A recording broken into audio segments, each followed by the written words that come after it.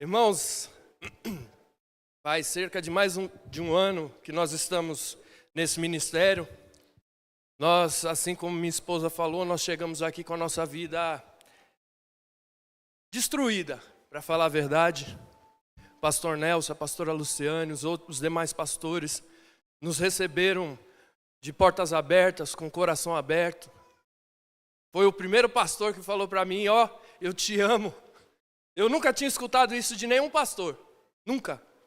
Eu fui de outro ministério, onde eu conheci o pastor Nelson, congregava naquele ministério, fazia culto da manhã, da tarde, da noite, saía do culto da noite, ia para a rádio, fazia a programação da rádio, acordava de manhã no outro dia já para ir, às vezes nem dormia, e era essa rotina quase todos os dias. Eu só ficava em casa de segunda, e ainda na segunda-feira ainda tinha propósito para fazer, tinha reunião de obreiros, tinha diversas responsabilidades, e mesmo assim a gente nunca ouviu um eu te amo de um pastor, dificilmente ouvia um obrigado.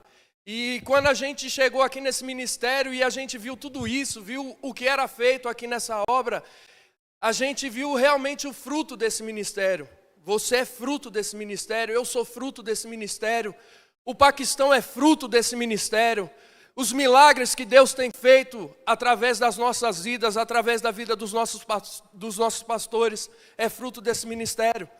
No último domingo que nós estivemos aqui, o pastor Nelson liberou uma palavra profética sobre a vida da minha esposa e disse assim: olha, pessoas vão te procurar e vão depositar quantias na sua conta e você vai se surpreender. Minha esposa é contadora e eu vi pessoas aparecendo de todo canto, querendo fazer declaração de imposto de renda, amigos, pessoas conhecidas falando, me passa o Pix, eu vou abençoar esse casamento, eu vou abençoar a vida de vocês.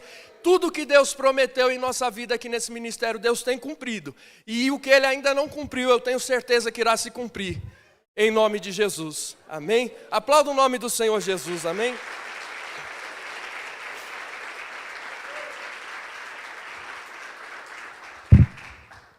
Vamos à palavra do Senhor. Eu gostaria que os irmãos abrissem a vossa Bíblia comigo, no Evangelho segundo escreveu João, capítulo 13, versículo de número 34.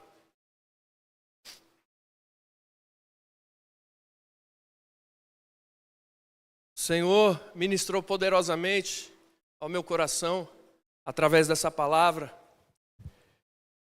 e me fez mudar minha visão sobre o que é o Evangelho, sobre o que é servir a Deus, sobre o que é a obra de Deus.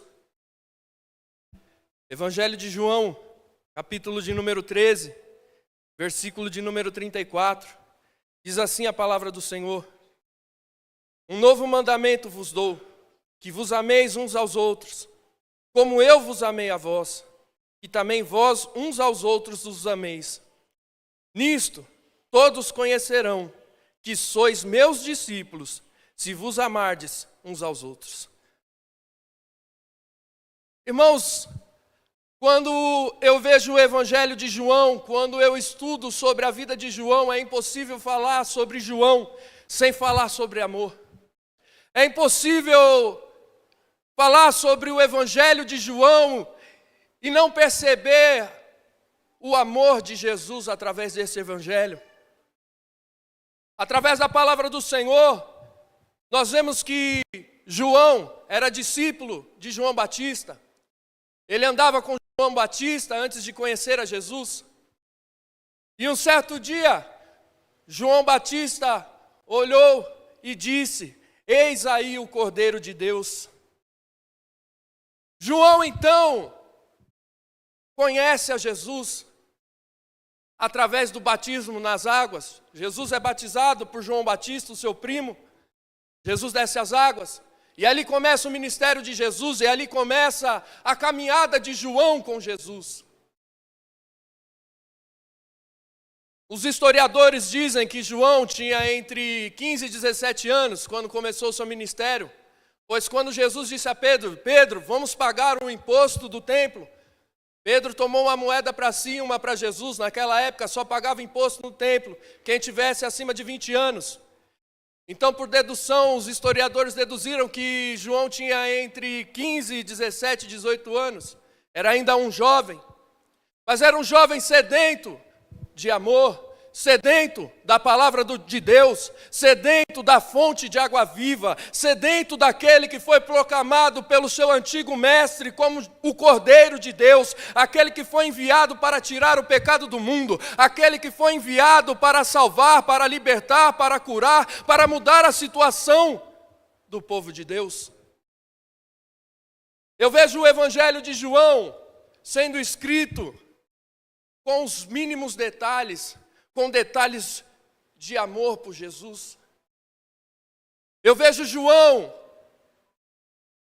falando sobre a mulher do fluxo de sangue, aquela mulher que era desprezada, aquela mulher que era isolada, aquela mulher que era separada dos demais, porque naquela época, uma mulher que estava nos seus dias do fluxo de sangue, ela era separada dos demais, ela era considerada uma mulher impura. E aquele que tivesse contato ou que estivesse perto daquela mulher era considerado impuro também. Ou seja, aquela mulher estava há 12 anos vivendo isolada. Há 12 anos, se uma pessoa tocasse ela, tinha que se lavar nas águas correntes para se purificar e esperar até a 3ª hora do dia para que fosse purificado.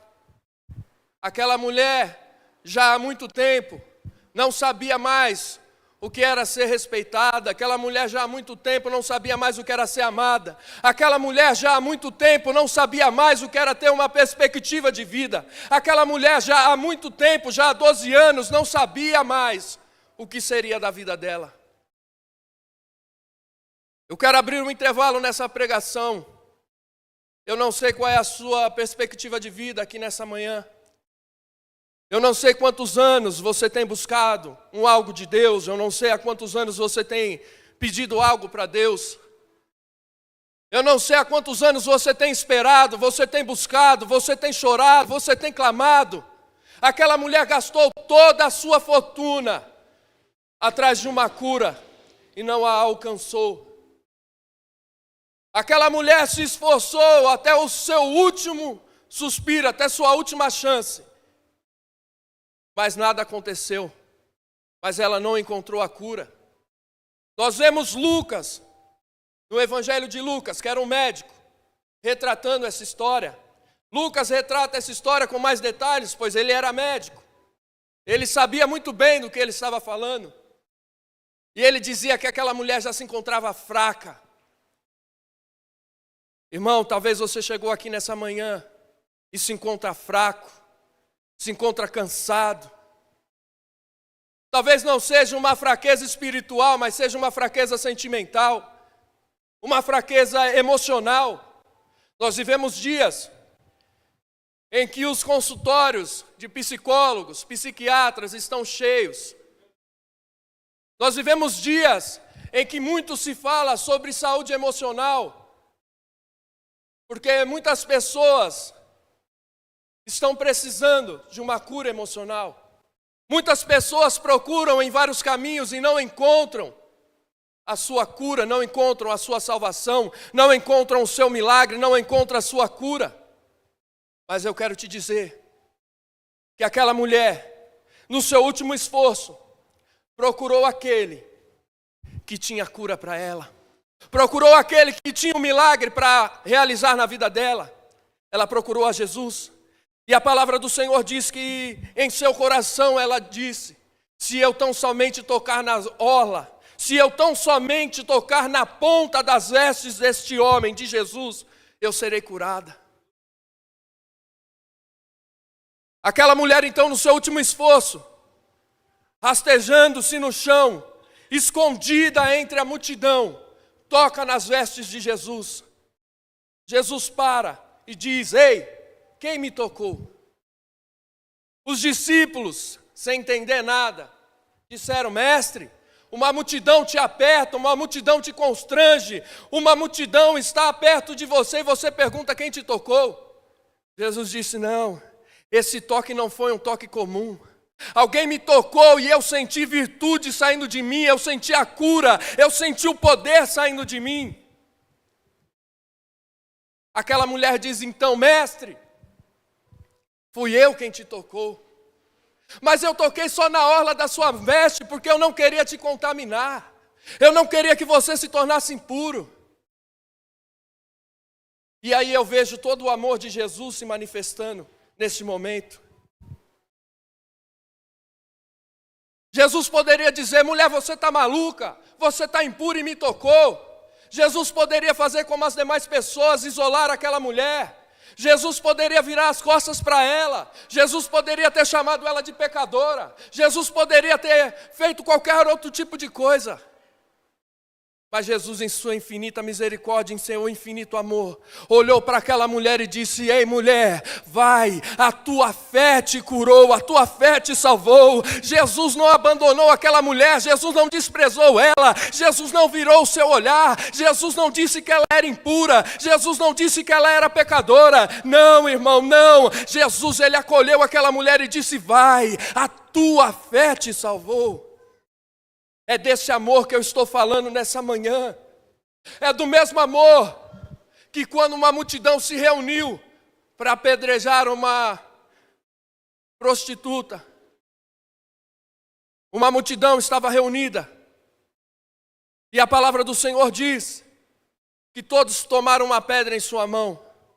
Naquela época, uma mulher que fosse pega em adultério era considerada uma mulher condenada. Ela era levada até a praça pública. E a condenação daquela mulher era o apedrejamento público, em praça pública.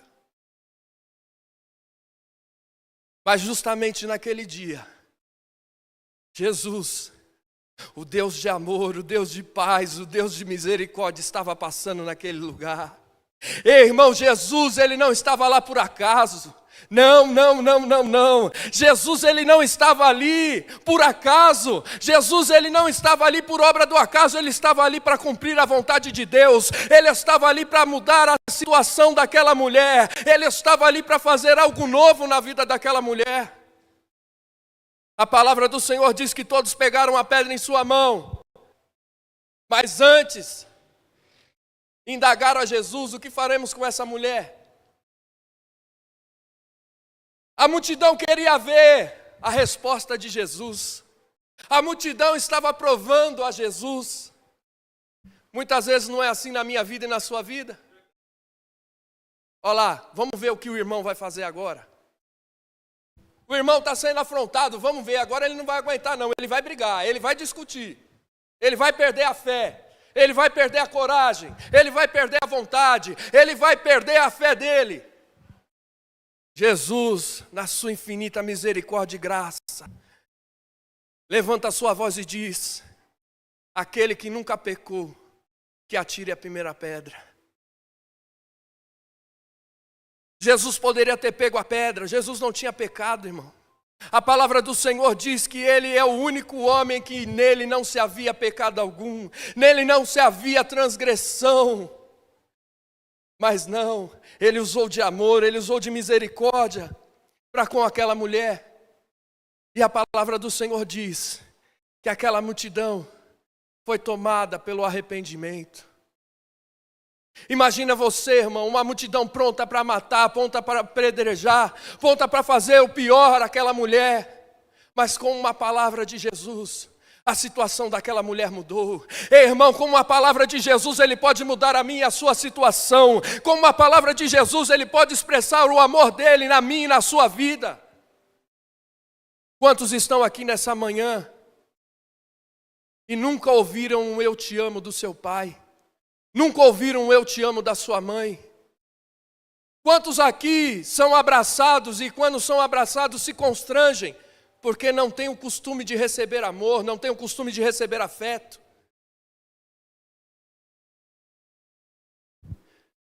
Quantos aqui só recebem abraço no Natal, no Ano Novo? Só tem um motivo de afeto durante as festividades?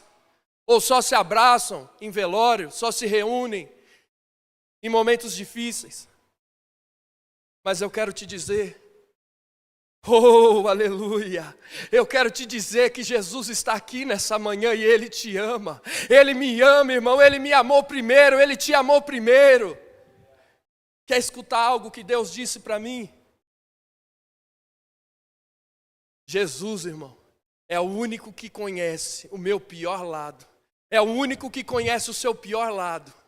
E mesmo assim, Ele me amou. E mesmo assim, Ele te amou. E mesmo assim, irmão, a cada dia o seu amor se renova em nossas vidas. A cada dia a sua misericórdia se renova em nossas vidas. Ei, irmão, Deus conhece o nosso pior lado, o nosso pior eu. A Monize, ela me escolheu, não foi porque ela conheceu o meu pior lado, foi porque ela conheceu o meu melhor lado. Jesus é o contrário.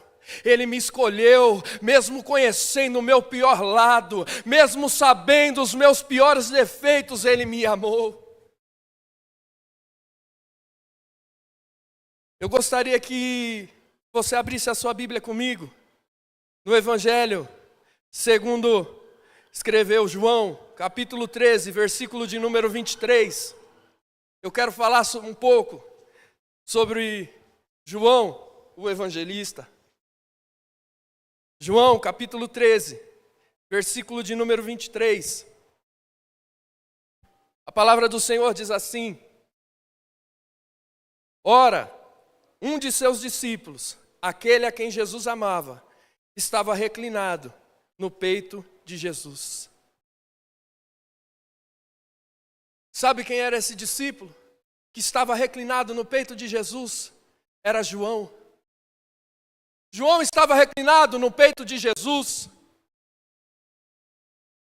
E nós vemos que era João, em Lucas, capítulo 22, versículo de número 8. Nós vemos a palavra do Senhor confirmando que era realmente João.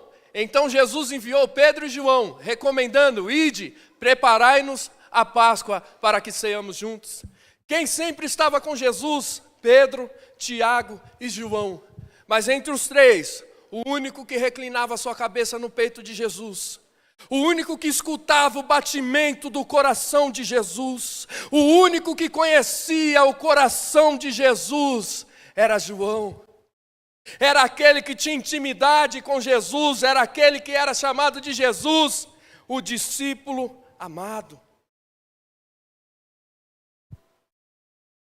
João conhecia o amor de Jesus de perto. João conhecia a misericórdia, a graça de Jesus de perto. João era o discípulo amado de Jesus. Se você abrir a sua Bíblia em João, capítulo 21, versículo de número 20, você vai ver o que Jesus falou para João. João, capítulo 21, verso de número 20, diz assim a palavra do Senhor: E Pedro, voltando-se, viu que o seguia aquele discípulo quem Jesus amava, e que na ceia se recostava também sobre o seu peito, e que dissera: Senhor, quem há de te trair? Vendo Pedro a esse, disse Jesus: Senhor, e deste que será? Disse-lhe Jesus: Se eu quero que ele fique até que eu venha, que te importa a ti? Segue-me tu. João era aquele em que até Pedro tinha ciúmes. Pedro disse a Jesus: Jesus, o que vai ser do João? João é aquele mesmo que estava no momento de maior dor de Jesus, no momento de maior perseguição. Evangelho de João, capítulo 19, versículo de número 25, 26 e 27. Diz assim a palavra do Senhor: E junto à cruz de Jesus estava sua mãe e a irmã de sua mãe, Maria, mulher de Clopas, e Maria Madalena. Ora, Jesus, vendo ali sua mãe, e que o discípulo a quem ele amava estava presente, disse à sua mãe: Mulher, eis aí o teu filho. Depois disse ao seu discípulo: Eis aí a tua mãe. E desde aquela hora o discípulo a recebeu em sua casa. Jesus amava tanto a João, que ele disse: João, a partir de hoje, minha mãe é sua responsabilidade. João, a partir de hoje, eu entrego a ti a responsabilidade da minha mãe. Irmão, se você procurar na Bíblia toda, você não vai ver nenhum outro discípulo no momento de maior agonia de Jesus, no momento de maior perseguição de Jesus, no momento de entrega, de perda, de dor, de angústia. Você não vai ver nenhum outro discípulo, somente a mãe de Jesus, suas seguidoras e João, a quem tanto Jesus amava. É desse amor que eu estou falando nessa manhã. É desta entrega que eu estou falando nessa manhã. Ei, irmão, eu venho nessa manhã para te dizer que ainda que uma mãe se esqueça do filho do seu próprio ventre, de forma que não se compadeça dele, ainda assim Jesus nos ama, ainda assim Jesus se importa, ainda assim Deus se importa conosco. No mundo, eu não conheço um amor maior do que o amor de uma mãe, e ainda assim que ela se esqueça do seu próprio filho. Todavia, a palavra do Senhor diz que Deus não se esquece de nós. Ele não se esquece de mim, Ele não se esquece de você. Ele não se esqueceu da promessa que Ele te fez. Ele não se esqueceu, meu irmão, daquilo que Ele tem preparado para você.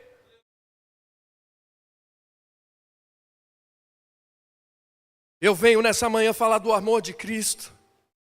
Eu venho trazer uma mensagem com o tema Jesus, uma mensagem de amor. Nós vemos nos 4 evangelhos Jesus manifestando o seu amor. Jesus manifestando o seu amor a quem ninguém queria dar amor. Certo dia, Jesus foi até a cidade de Samaria. Jesus assentou-se perto ao poço, onde as mulheres tiravam água. E ali chegou a mulher samaritana. Irmãos, os judeus, eles não se davam com os samaritanos. Eles eram brigados entre eles. Desde o Velho Testamento essa briga vem, essa discórdia vem desde o Velho Testamento. Aquela mulher mesmo diz que aquele poço foi cavado pelos seus ancestrais. A palavra do Senhor diz que Jesus olhou para aquela mulher e disse: mulher, dá-me de beber. Aquela mulher, ela estava no pior horário tirando água. Imagine você, uma mulher com um vaso pesado, um cântaro pesado, feito de barro, no pior horário, no horário que fazia mais calor, no horário que o sol estava mais quente. Aí você me pergunta, mas por que isso? Porque aquela mulher tinha vergonha. Porque aquela mulher era perseguida, aquela mulher era humilhada na sua sociedade. Aquela mulher era desprezada pelos seus próprios familiares, pelos seus próprios conterrâneos da sua cidade. Aquela mulher era desprezada. Aquela mulher já havia se casado diversas vezes. E o marido que ela tinha agora, nem casado com ela não era. As pessoas humilhavam ela. As pessoas desprezavam ela. E ela saía da sua casa escondida, no horário que ninguém queria tirar água, no horário mais vazio, para não ser vista, para não ser acusada, para não ser apontada. Aquela mulher estava cansada de ser apontada. Aquela mulher estava cansada de ser humilhada. Aquela mulher estava cansada de ser perseguida. Imagine você, irmão, indo para o trabalho, sendo humilhado todos os dias no seu trabalho. Imagine você, irmão, sendo humilhado todos os dias pela sua família. As pessoas que deveriam te amar, as pessoas que deveriam te apoiar, as pessoas que deveriam estar do seu lado, te perseguindo, te humilhando, te apontando. Era isso que essa mulher estava enfrentando. E quando menos ela esperava, um judeu, a quem ela nunca tinha visto, fala com aquela mulher.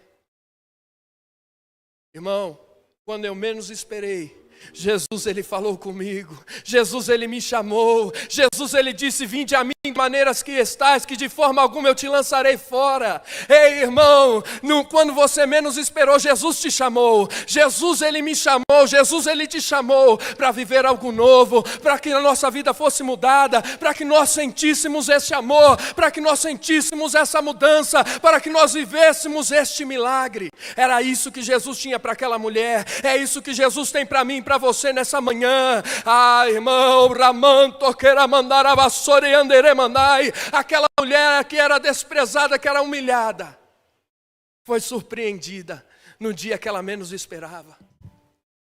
Jesus, Ele nos surpreende, irmão. Ele não estava ali por acaso. Jesus estava ali para fazer a obra na vida daquela mulher. Você não está aqui por acaso nessa manhã. Deus te trouxe aqui, Deus me trouxe aqui para nos dizer que nós somos importantes para Ele, para nos dizer que Jesus, Ele nos ama, Ele nos compreende. Jesus, Ele está aqui, irmão, nesta manhã, e Ele está curando essa ferida no meu e no seu coração. Ele está dizendo para mim e para você nessa manhã: oh, recarabassobedecanai, vinde a mim da maneira que estais. Ah, lançai sobre mim o seu fardo, o seu jugo, lançai sobre mim sua ansiedade, sua preocupação, o seu medo, a sua tristeza, lançai sobre mim a sua angústia, eu vos aliviarei. Jesus está aqui nesta manhã, a sua presença é notória neste lugar, irmão. Oh, aleluia. Aquela mulher sem entender nada diz: você sendo judeu, pede a mim, mulher samaritana, o que de beber? Mal sabia ela quem é que estava falando com ela. Mal sabia ela que aquele a quem pedia água para beber era a fonte da água viva. Era a fonte que jorrava água viva. A fonte da água viva é o Senhor Jesus. E aquela mulher que era desprezada, aquela mulher que era abandonada, aquela mulher que tentou a sua vida com diversos homens e nunca dava certo, nunca era amada da maneira que ela merecia, nunca era amada da maneira que ela queria, encontrou um homem que não tinha interesse, encontrou um homem que nele não havia pecado, nele não havia transgressão, um homem puro, um homem que a amou da maneira que ela era. Jesus não falou para ela assim: se você mudar de vida eu vou te curar, se você mudar de vida eu vou te salvar, se você mudar de vida eu vou te dar água da vida. Não, Jesus disse: eu vou te dar de beber de uma água que você nunca tornará a ter sede. Eu vou te dar de beber uma água viva que você nunca vai tornar a ter sede. Sabe o que eu aprendi com Jesus? Ele não nos chama, irmão, porque nós somos bons. Ele não nos chama porque nós somos perfeitos. Você não está na igreja porque você não tem erro. Você não está na igreja porque você não tem pecado. Nós estamos na igreja, irmão, porque nós somos pecadores, porque nós somos falhos, porque nós somos errantes. Mas mesmo assim Jesus nos amou. Mesmo assim Jesus nos amou primeiro. Aquela mulher então evangeliza a sua cidade toda. E como diz o apóstolo Paulo, aonde abundou o pecado, superabundou a graça. Aquela mulher que antes era conhecida como vergonha, como humilhação, como derrota, foi conhecida como uma mulher que evangelizou uma cidade inteira. E a palavra do Senhor diz que muitos naquela cidade foram até Jesus para saber quem era aquele homem que tinha a água da vida eterna. Quem era aquele homem, oh meu irmão, que chegou ali naquela cidade para mudar a história de uma cidade inteira.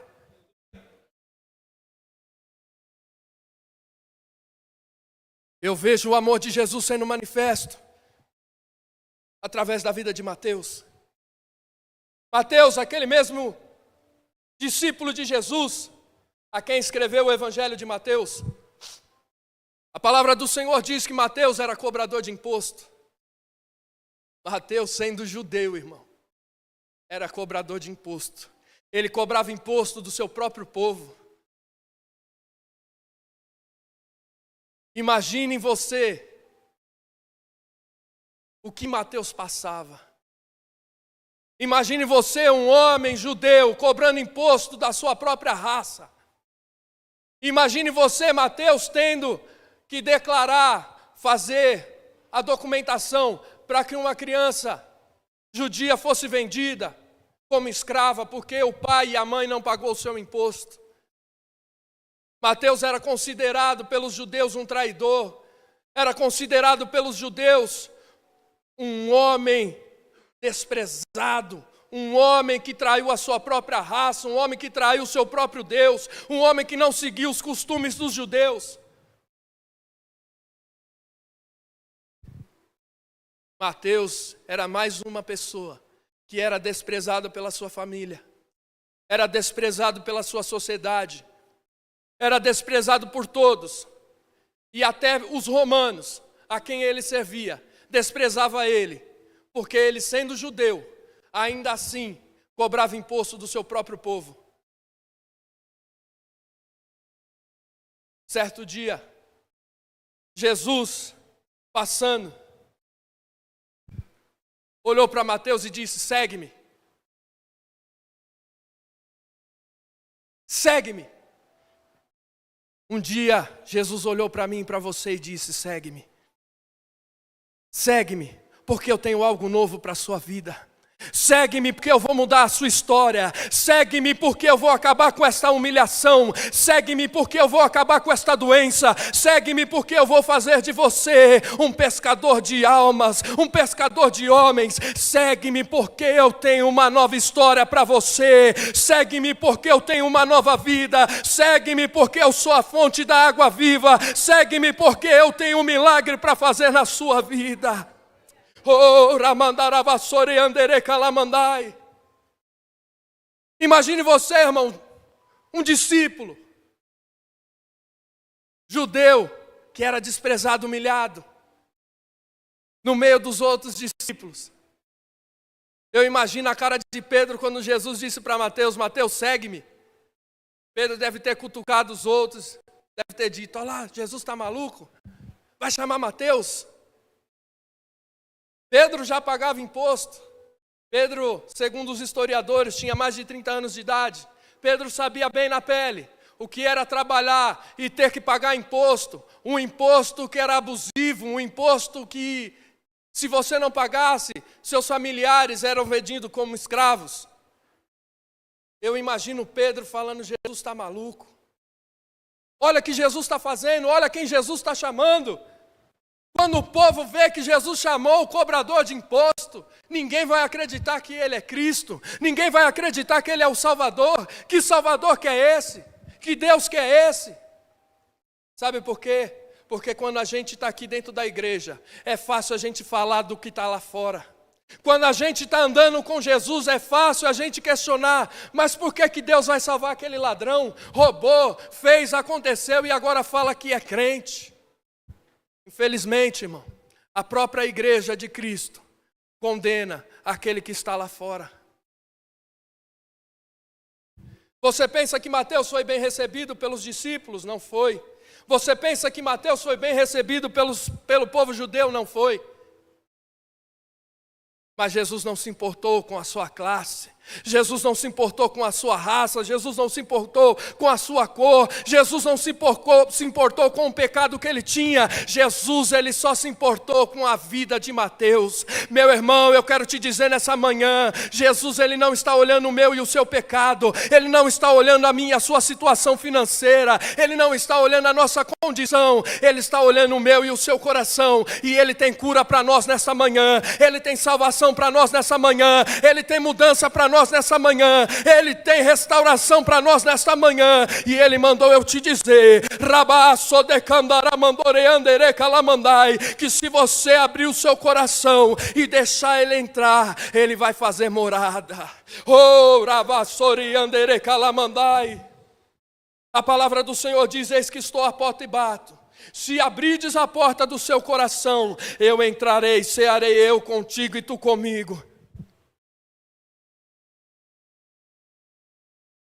A palavra do Senhor diz que ele não veio, irmão, para quem já está salvo.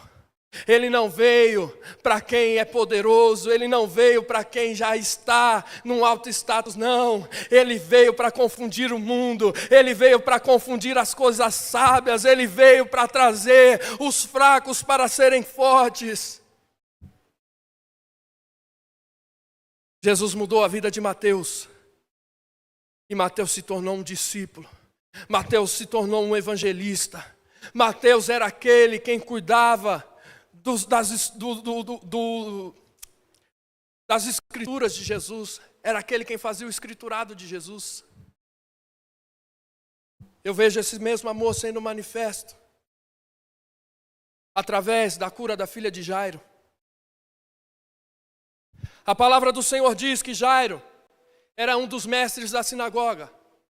Aquela mesma sinagoga que perseguia Jesus, aquela mesma sinagoga que não acreditava que Jesus era o Messias, aquela mesma sinagoga em que os fariseus se reuniam para falar mal de Jesus, aquela mesma sinagoga em que os sacerdotes, os fariseus, se reuniam e diziam que Jesus era um herege, que Jesus expulsava demônios em nome de Belzebu, era aquela mesma sinagoga em que eles se reuniam para perseguir Jesus.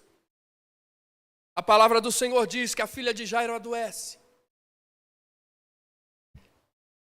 Eu ainda não sou pai, mas eu posso imaginar o que é para um pai ver um filho triste, um filho doente, um filho acamado. Eu imagino o que é para um pai ver que a parte dele está morrendo, que a semente dele está morrendo, que aquele por quem ele é capaz de dar a vida está ali naquele leito de morte. Jairo, então, não se importa com a sua condição social. Jairo, então, não se importa com o que os outros vão falar. Jairo, então, não se importa com o que há de acontecer com ele depois que ele encontrasse Jesus. Jairo não se importa com mais nada.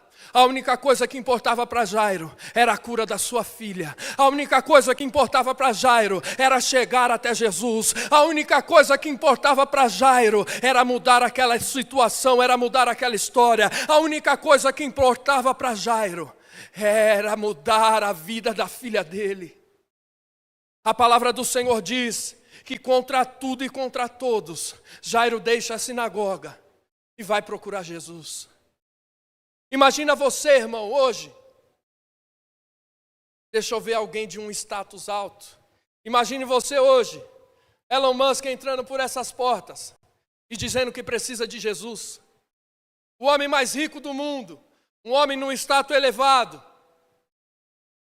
se prostrando, se humilhando numa porta de uma igreja e dizendo que ele não tem poder para curar a filha dele. E dizendo que ele precisa de algo novo, sem se importar com o que os outros iriam falar, iriam pensar, iriam fazer. Foi o que Jairo fez. Jairo, um dos mestres da sinagoga, vai até Jesus. E a palavra do Senhor diz que Jairo se prostrou. Ei, irmão, não se importe com o irmão do seu lado. Não se importe com o que o teu vizinho vai pensar, com o que o teu pai vai pensar, com o que a tua mãe vai pensar, com o que o teu amigo vai pensar. Não se importe, irmão, desde que você esteja no caminho de Jesus, desde que você esteja buscando Jesus. Não se importe com quem está à sua direita, à sua esquerda. Só se importe em permanecer na direção de Jesus. Só se importe em encontrar Jesus. Só se importe em buscar Jesus. Só se importe com o seu milagre, com a sua bênção, com a sua vitória, porque Jesus está ali te esperando. Jesus está me esperando para realizar um milagre em nossa vida, para realizar um milagre na minha vida e na sua vida. Jesus estava ali. E a palavra do Senhor diz que Jairo se prostrou. Disse: Jesus, minha filha está doente. Quando Jairo saiu, a filha dele ainda estava doente. Jairo não se importou com seu status social. Não se importou se ele era mais ou se era menos, não. Jairo só queria buscar o milagre dele. Jairo só queria buscar a vitória dele. Jairo só queria buscar a cura para a filha dele. Talvez você veja aqui nesta manhã buscar uma cura. Talvez você veio aqui nesta manhã buscar uma salvação para um familiar seu. Talvez você está aqui nesta manhã orando por uma pessoa que você ama, buscando, clamando por uma pessoa que você ama. Jesus está aqui nesta manhã. Ele pode fazer o milagre acontecer na minha e na sua vida. A palavra do Senhor diz que Jesus falou: Jairo, se levanta, eu vou até a tua casa. Ei, irmão, Jesus poderia ter dito: Jairo, você não é daquela sinagoga lá que fica falando mal de mim? Jairo, você não é daquela sinagoga que me persegue? Você não é amigo daqueles fariseus que vivem me indagando, vivem me perguntando coisa, vivem dizendo que eu expulso o demônio por Beelzebu? Você não é amigo daqueles lá que me perseguem? Irmão, o que eu aprendo com o amor de Jesus é que muitas vezes nós vamos ter que amar aquele que nos persegue. Muitas vezes nós vamos ter que amar aquele que nos fere. Muitas vezes nós vamos ter que amar aquele a quem nem nós conhecemos. Esse é o amor de Jesus. Esse é o Evangelho de Cristo. João capítulo 13. Jesus disse: amai-vos uns aos outros, assim como eu vos amei. O amor de Jesus não se importava com a condição social. Pastor Mário Ferro, um conhecido antigo, ex-morador de rua, ele se converteu aos caminhos do Senhor. E ele ministrava a palavra do Senhor em algumas igrejas, era convidado a ir em algumas igrejas. E toda vez que ele ia ministrar a palavra do Senhor, ele se vestia de morador de rua e entrava pela porta da igreja para ver qual era a reação da igreja. Muitas vezes ele era colocado para fora da igreja. Ele era sentado no último banco da igreja, ele era desprezado, ele era humilhado, era deixado de lado. E quando o dirigente do culto dizia que ele era o pregador daquela noite, a igreja caía em remorso pelo tratamento que deu a ele. Não é esse o amor que Jesus pregou. Não é esse o amor que Jesus nos ensinou. Não é esse o amor que Jesus nos mandou ter. Porque o amor foi um mandamento de Jesus. Não é um sentimento. Não é uma emoção, é um mandamento. Jesus disse: amai-vos uns aos outros, assim como eu vos amei.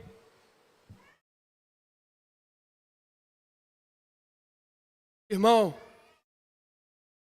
você tem amado o irmão que está do seu lado? Vamos mais além, você tem amado aqueles que estão perdidos no mundo? Você tem se importado? Você tem demonstrado o amor de Cristo? Porque Jesus disse que se você amar o seu irmão como Jesus amou a igreja, aí sim verão que você verdadeiramente é um discípulo de Jesus. Quer ser discípulo de Jesus? Ame o teu próximo, ame o teu inimigo, porque amar o amigo é fácil. Amar o amigo é fácil. Aquele que está ali te ajudando é fácil amar. Aquele que está ali do seu lado é fácil amar. Mas e amar aquele que te persegue? E amar aquela pessoa que caluniou o seu nome? Irmão, se você soubesse o quão profunda essa palavra enraizou no meu coração, o quanto Deus falou comigo através dessa palavra. Eu sei que é difícil você amar a pessoa que calunia você. Eu sei que é difícil você amar a pessoa que você nem conhece. Eu sei que é difícil, irmão, não é fácil. Por isso Jesus disse: amai-vos uns aos outros, eu vos dou um novo mandamento. Eu e minha esposa, nós fomos até a reunião com a assessora do casamento. Nós conversamos, estávamos preparando tudo. E nós começamos a conversar. Ela recentemente perdeu a irmã dela. Eu comecei a conversar com ela. E ela disse assim para mim: quem te contou a minha vida? Quem te contou o que está acontecendo comigo? Alguém te contou? E ela, com o olho cheio de lágrima, disse assim: olha, eu agradeço as palavras que você me disse. Eu estava precisando realmente ouvir isso. Eu poderia nem ter me preocupado com ela, poderia ter resolvido só as coisas do casamento e ter ido embora. Aquele dia estava corrido, minhas folgas são super corridas, eu tenho 2 folgas a cada 6 dias, e nessas folgas eu ainda tenho que resolver tanta coisa que está difícil. Mas eu e minha esposa tiramos o nosso tempo para demonstrar o amor de Cristo, para demonstrar que nós nos importamos com a vida dela. Deus me usou para falar com ela. E eu falei assim: eu sei que você está triste, que você perdeu a sua irmã, mas o teu sobrinho, ela deixou na tua responsabilidade. E você tem que cuidar dele, você tem que ser forte, você tem que continuar, você tem que lutar, você tem que se cuidar, você tem que cuidar de você tem que retomar a sua autoestima, você tem que retomar a sua vida, você tem que se levantar e ser forte. Quem sofre não é quem vai, irmão, quem sofre é quem fica. Só Deus sabe o que a gente passa quando a gente perde alguém. O esposo daquela mulher também nos abraçou, agradeceu as palavras. E ontem minha esposa me mostrou um vídeo dela preparando outro casamento, rindo, outra pessoa, o cabelo arrumado, toda maquiada, outra pessoa. O que eu quero dizer com isso, irmão, é que para mim e para você pode ser só uma palavra, pode ser só um gesto, mas só Deus sabe o que a pessoa precisa. Para mim e para você pode ser só um abraço, pode ser só um eu te amo, pode ser só um eu me importo, mas só Deus sabe o que aquela pessoa está passando. Muitas vezes nós nos preocupamos só em enxergarmos na igreja, emprestarmos nosso culto e irmos embora, mas só Deus sabe o que o irmão da nossa direita e da nossa esquerda está passando.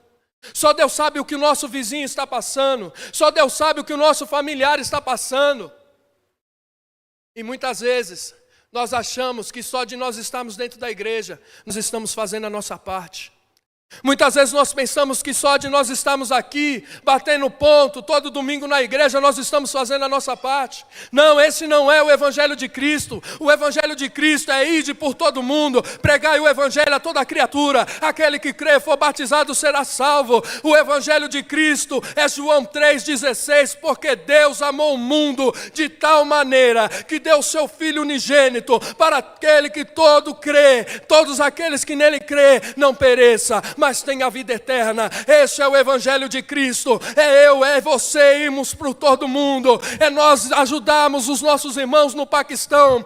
É nós colocarmos a mão no nosso coração, nos colocarmos no lugar dos nossos irmãos e ajudarmos esses irmãos da maneira que nós pudermos.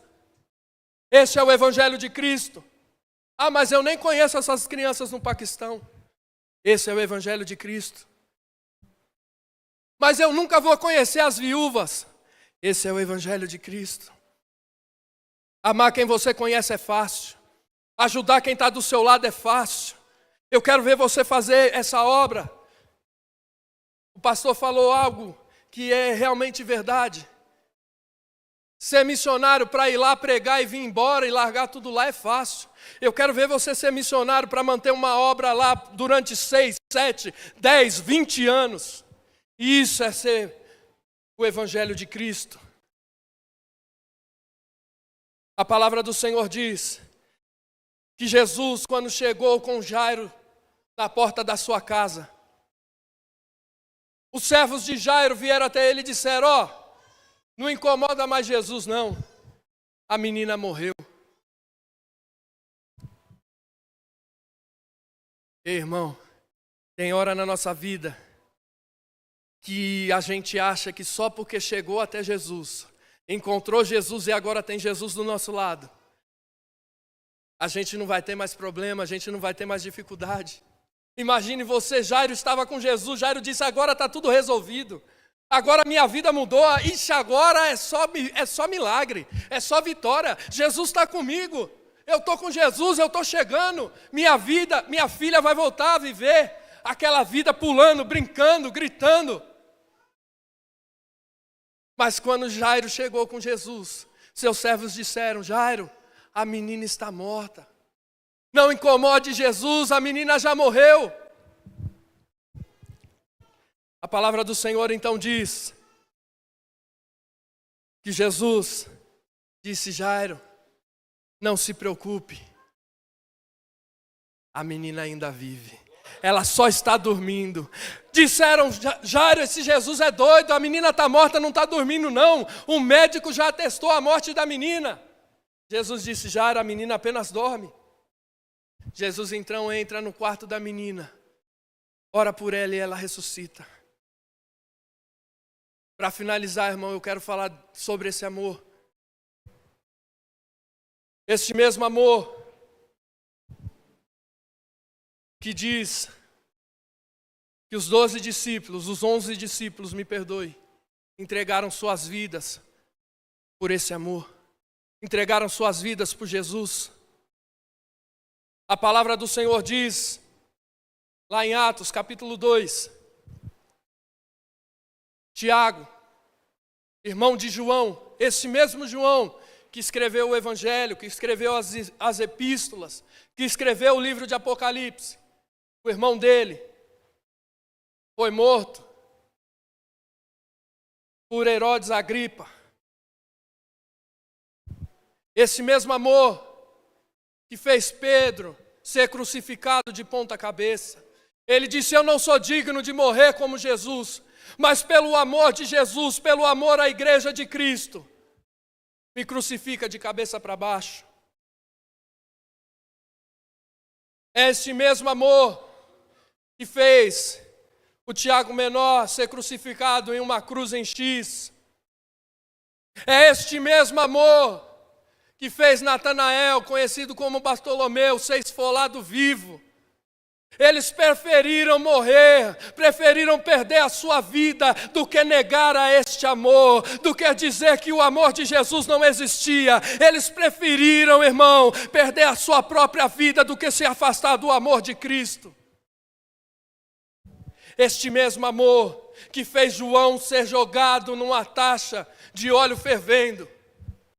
Mas a palavra do Senhor diz que quando João foi lançado na taça de óleo fervendo, ele não morreu. Jesus o salvou. O seu discípulo amado foi salvo, e a palavra do Senhor diz que o povo, sem saber o que fazer com João, exilharam ele na ilha de Patmos e disseram: já que a gente não pode matar, não pode prender, não pode sacrificar, não pode crucificar, vamos isolar ele. E você acha que Jesus o abandonou?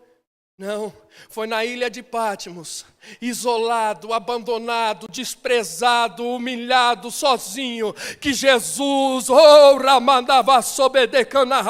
o visitou em revelações e lhe deu o livro de Apocalipse, lhe deu o livro das revelações, e João escreveu o livro das revelações. Mesmo abandonado, mesmo exilado, mesmo perdido, Jesus ainda estava com ele.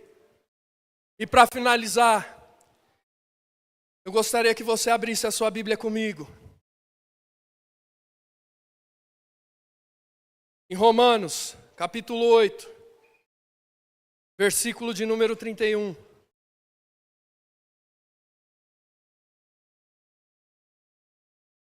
Romanos, capítulo de número 8, verso de número 31. Diz assim a palavra do Senhor: que diremos, pois, a estas coisas? Se Deus é por nós, quem será contra nós? Aquele que nem mesmo o seu próprio filho poupou, antes o entregou por todos nós. Como não nos dará também ele todas essas coisas? Quem tentará acusação contra os escolhidos de Deus? É Deus quem os justifica. Quem os condenará? Pois é Cristo quem morreu, ou antes quem ressuscitou dentre os mortos, o qual está à direita de Deus e também intercede por nós. E agora é o texto, irmão, um dos textos que eu mais amo na Bíblia. Quem nos separará do amor de Cristo? A tribulação, ou a angústia, ou a perseguição, ou a fome, ou a nudez, ou o perigo, ou a espada, como está escrito: por amor de ti, somos entregues à morte todo dia. Fomos reputados como ovelhas para o matadouro, mas em todas essas coisas somos mais do que vencedores por aquele que nos amou, porque estou certo de que nem a morte, nem a vida, nem os anjos, nem os principados, nem as potestades, nem o presente, nem o porvir, nem a altura, nem a profundidade, nem alguma outra criatura nos poderá separar do amor de Deus que está em Cristo Jesus, o nosso Senhor. Oh, aplauda o nome do Senhor Jesus, irmão.